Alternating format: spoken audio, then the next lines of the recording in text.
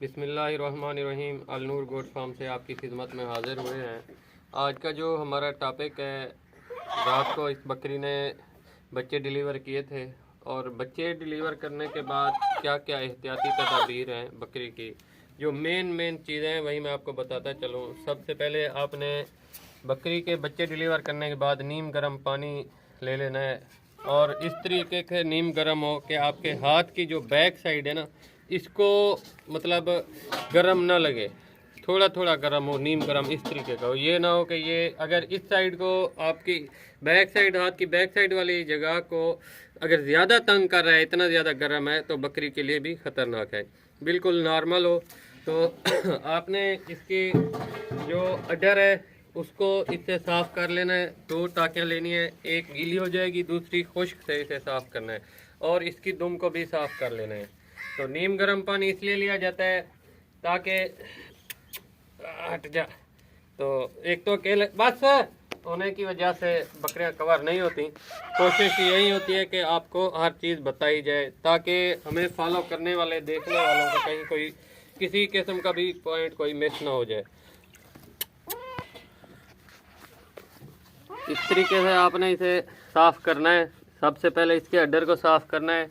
इसका क्या फ़ायदा होगा? इसका हमें ये फ़ायदा मिलेगा कि इससे सबसे पहले अगर कोई ये जो ब्लीडिंग है, इससे इन्फेक्शन वगैरह हो जाती है अडर में या थनों में चली जाती है इन सुराखों से, तो साड़ू का मसला हो जाता है या फिर अडर में सोजिश आ जाती है।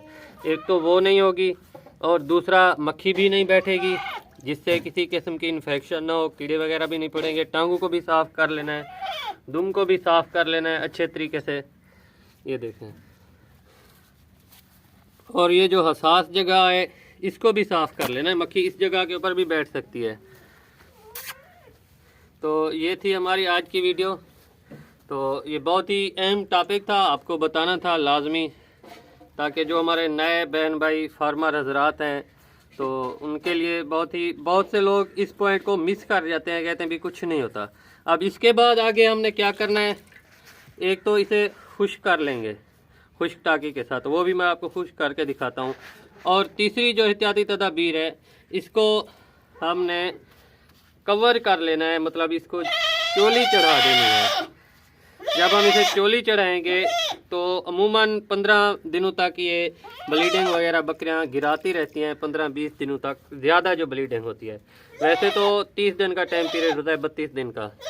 तो ताकि इससे जो ब्लीडिंग गिरे वो ब्लड के ऊपर भी ना आए और थनों के ज़रिए इस अडर में ना चली जाए, जिससे इन्फेक्शन हो जाती है। बहुत सी बकरियों के अडर ख़राब हो जाते हैं, कवर भी नहीं होते। ये खुश्क टाँकी से मैं इसे जो गीलापन है इसका दूर कर रहा हूँ आपके सामने। और इसके बाद जो एहतियाती तदाबीर है वो भी मैं आपको करके दिखाता हूँ।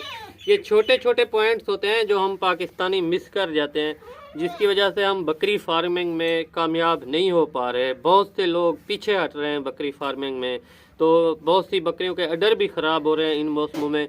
मेन काजेज़, मेन रीज़न अडर ख़राब होने की मेरे भाइयों यही होती है। तो अगर आपने एक भी पाली हुई है उसे साम के रखें तो इंशाल्लाह एक दिन आपका फार्म ही होगा, आप हमसे भी ज़्यादा आगे ग्रो कर सकते हैं। ये छोटे छोटे टिप्स होते हैं, तो हम आपको इसलिए ये सब बता देते हैं ताकि वक्त के आने से पहले आप सब कुछ सीख जाएं। ये चोली है, आज आपको चोली चढ़ाने का भी तरीका मैं बता देता हूँ। अकेला होने की वजह से ये बकरियों को मजबूर करना पड़ता है, नहीं तो ये खुद हमें मजबूर कर देती है, तंग करती है। अब ये देखें, अब जैसे ही इसके ऊपर अडर के ऊपर ये चोली चढ़ गई है ना, बिस्मिल्लाहिर्रहमानिर्रहीम, तो अब जितनी भी ये चाहे ब्लीडिंग गिरा है ना, या नीचे कोई बकरियों का पेशाब वगैरह हो, मेंगनियाँ हो, गीली जगह हो, तो इसके अडर को किसी किस्म का इंशाल्लाह अल्लाह के हुक्म से मसाइल का सामना नहीं करना पड़ेगा, कोई मसला नहीं होगा।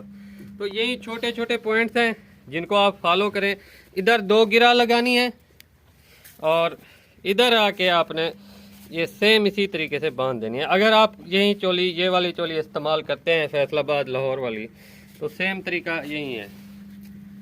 अब ये देखें, चल बेटा, अब मुकम्मल तौर के ऊपर ये कवर हो गया इसका, जिससे इसे आगे किसी किस्म का कोई मसाइल का सामना नहीं करना पड़ेगा। जज़ाकल्लाह जी।